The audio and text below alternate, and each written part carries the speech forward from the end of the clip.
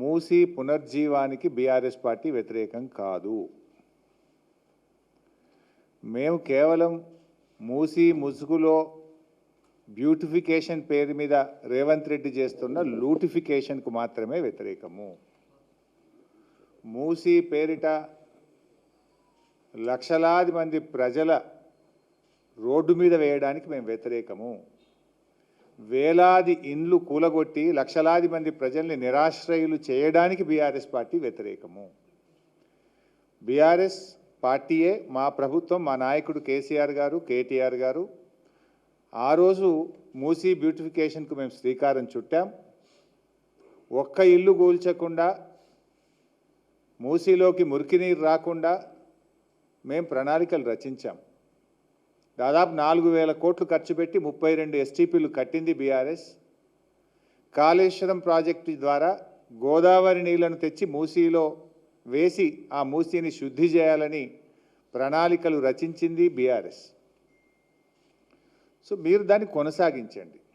కానీ ఈరోజు రేవంత్ రెడ్డి గారి ప్రభుత్వం మూసీ ముసుగులో రియల్ ఎస్టేట్ వ్యాపారం చేయడాన్ని, మూసీ ముసుగులో పేదల ఇండ్లు కూల్చడాన్ని, మూసీ ముసుగులో లూటిఫికేషన్ను మాత్రమే బీఆర్ఎస్ వ్యతిరేకిస్తుంది.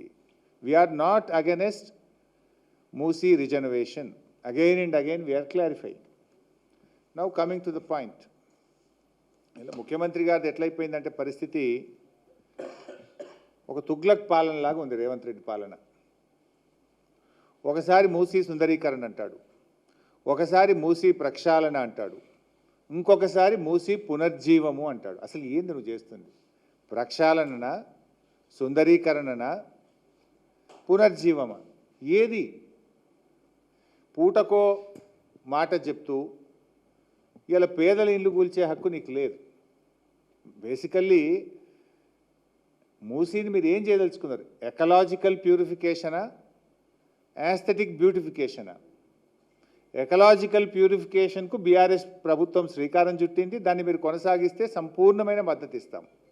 మూసీలో మురికి నీరు ప్రవహించద్దు, మూసీ దిగువన ఉండేటువంటి రైతాంగానికి స్వచ్ఛమైన నీరు వెళ్ళాలి, దానికి మేము అనుకూలం, అది మీరు చెయ్యండి. కానీ యాస్థెటిక్ బ్యూటిఫికేషన్ ముసుగులో రియల్ ఎస్టేట్ వ్యాపారాన్ని మాత్రమే మేము వ్యతిరేకిస్తున్నాం. So government has to clarify, మీరు ఎకలాజికల్ ప్యూరిఫికేషన్ చేస్తారా, యాస్థెటిక్ బ్యూటిఫికేషన్ ముసుగులో పేదల ఇల్లు కూలుస్తారా? This is our straight question. Musi మీద చిత్తశుద్ధి ఉంటే మొట్టమొదలే పేదల ఇళ్ళ మీద పడతారా? ఇప్పుడు వికారాబాద్ నుంచి మొదలుకుంటే దాదాపు 100 కిలోమీటర్లు అనేక పరిశ్రమలు, గ్రామాలు, పట్టణాలు, వాళ్ళంతా కాలుష్యం దాంట్లోకి వస్తుంది. First you have to arrest that. అది ఆపకుండా మూసీ బ్యూటిఫికేషన్ ఎట్లయితుంది, ప్యూరిఫికేషన్ ఎట్లయితుంది? వికారాబాద్ నుంచి స్టార్ట్ చేయండి మీరు. అసలు ఆ వికారాబాద్ దగ్గర ఎస్టీపీ పనిచేస్తలేదు నీ గవర్నమెంట్ వచ్చినప్పటి నుంచి. వికారాబాద్ మురికంతా ఇళ్ళకే కలుస్తుంది. అసలు దాన్ని పట్టించుకోకుండా ఎంతసేపు పేదల ఇండ్లు కూలుస్తా, పేదల భూములు నేను ఆక్రమణ చేస్తా, ఎక్వైర్ చేస్తా, ఎందుకు పేదలు ఎంట పడ్డావు? ఒకవైపు ఏమో ఖజానా లేదంటావు, డబ్బులు లేవంటావు, రైతులకు రైతు బంధు ఇవ్వంటే డబ్బులు లేవంటావు, విద్యార్థులకు ఫీజు రియంబర్స్మెంట్ ఇవ్వంటే డబ్బులు లేవంటావు, రిటైర్డ్ ఉద్యోగులకు పెన్షన్ బెనిఫిట్లు ఇవ్వండి అంటే డబ్బులు లేవంటావు. కానీ 1,50,000 కోట్లతోని మూసీ సుందరీకరణకు మరి డబ్బులు ఎక్కడి నుంచి వచ్చినాయి?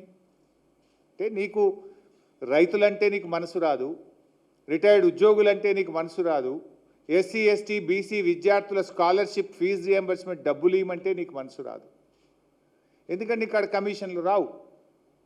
ఈ 1,50,000 కోట్ల రూపాయలతోని నీ కమిషన్లు, నువ్వు రియల్ ఎస్టేట్ రూపంలో నీ లూటిఫికేషన్ ఇక్కడ వస్తుంది కనుక దీని ఎంటబడ్డవు నువ్వు.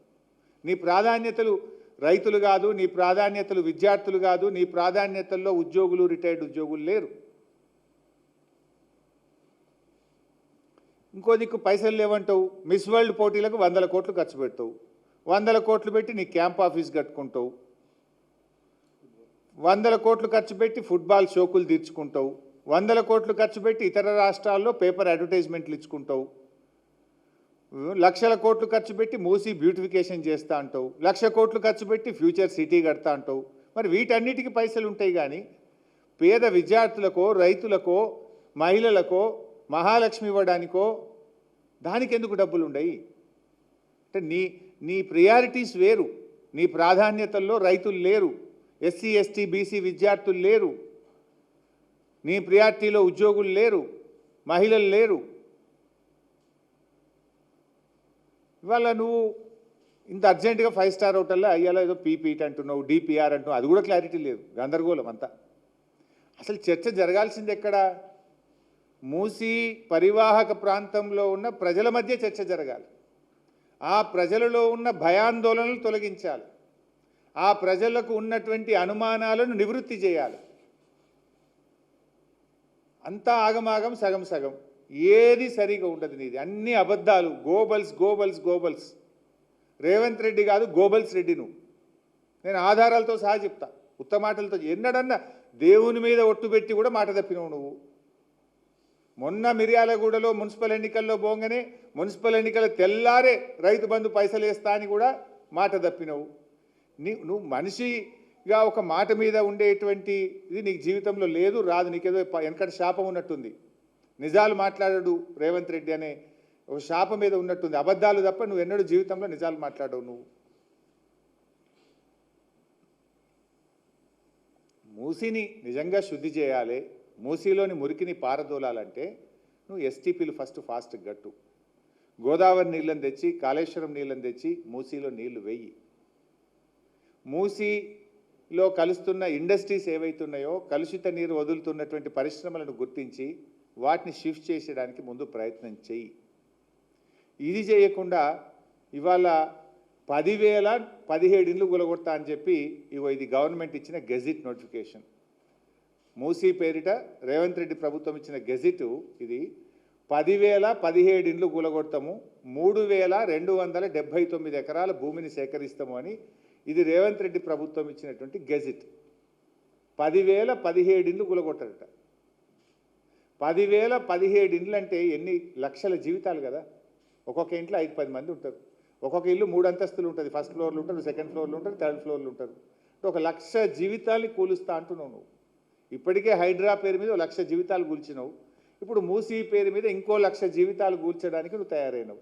It is the government gazette, నేను చెప్తలేను. 10,017 ఇండ్లు. గాంధీ విగ్రహం పెట్టడానికి 10,017 ఇండ్లు కూల్చడం అవసరమా? మూసీ నదిని శుద్ధి చేయడానికి ఈ 10,017 ఇండ్లు కూల్చడం అవసరమా? మూసీ శుద్ధి చేయడానికి ఈ 3,279 ఎకరాల భూసేకరణ అవసరమా?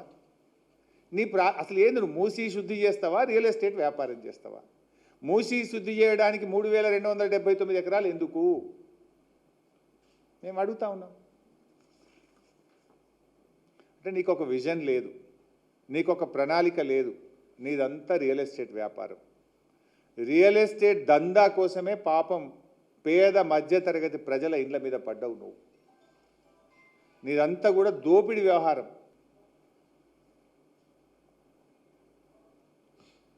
ఇవాళ ఇంకా చాలా విషయాలు కూడా ఉన్నాయి. బట్ నేను కొన్ని ఇవాళ డాక్యుమెంట్స్ కూడా ప్రజల ముందు పెట్టదలుచుకున్నా. సూటిగా స్ట్రైట్ క్వశ్చన్స్ రేవంత్ రెడ్డి ప్రభుత్వానికి ఒక 8 ప్రశ్నలే అడుగుతాను, ఎక్కువ కూడా అడగదలుచుకోలేదు. చాలా ఉన్నాయి కానీ డీటెయిల్గా మళ్ళీ అసెంబ్లీలో మాట్లాడతాం. I have a straight 8 questions. ఇవాళ ముఖ్యమంత్రి మరేదో ప్రజెంటేషన్ ఇస్తున్నాడు, దాని సంగతి ఏందో చెప్పాలి. నేను రేవంత్ రెడ్డిని అడుగుతా ఉన్నా, మూసీ నదికి డిపిఆర్ వచ్చిందా? ఇప్పుడు నీ ప్రాజెక్టుకు నువ్వు చేయబోతున్నటువంటి ప్రాజెక్టుకు డిపిఆర్